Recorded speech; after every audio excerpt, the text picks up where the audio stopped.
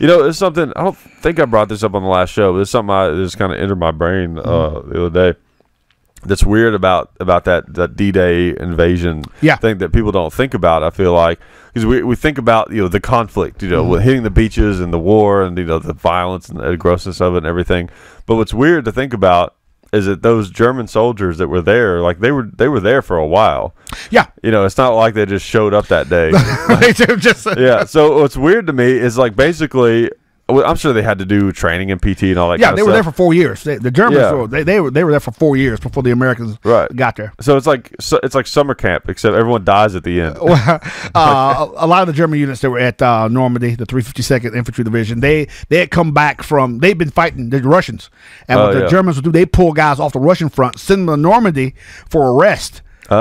Which was calm until the Americans and British decided to invade. Right, yeah. And a lot of those guys were conscripts too, Polish, Czechoslovakian, strong, ignorant guys that would do what they were told. Right, okay. But it's weird to think that they were just there for a long time, just hanging out. Oh, yeah. With nothing going on. And all of a sudden, you know, here they come. And the British would raid. The biggest problem for Normandy, the British would do raids along the coast. If you're a German soldier out there, you always have to worry about the British coming at night and killing you when you're sleeping. So that's how you keep pressure on them. You just don't leave the bad guys out there. The British are coming. Where have we heard that before? Where have we heard that before?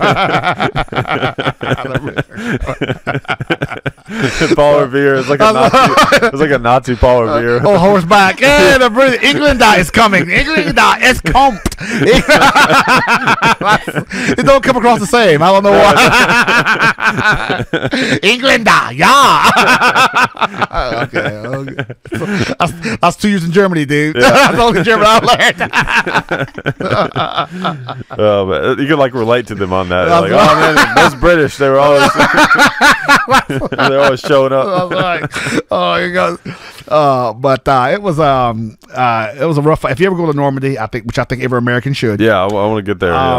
You stand on that bluff above Omaha Beach, you're gonna look down and think, how did they do it? Yeah. You know, there's big guns. It's a lot smaller than what you think. You see movies like Saving Private Ryan, The Longest Day. You think it's big, wide expanse. No.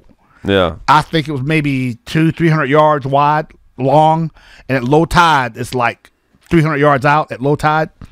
And there are ridges on 3 sides. And there are big bunkers on each end and a big ridge. So it's not like Panama City. No, it's not. No, it's slightly higher. Cheaper, too. Yeah. And you're thinking there's no way that the Americans got up here, but they did. Yeah. The Big Red won. And the 29th Infantry Division, Virginia National Guard. Oh, yeah. And the Rangers, a lot of Rangers. The By God 2nd Ranger Battalion. On the western side of Omaha Beach is Point de Hoc, where 2nd Ranger Battalion did the assault.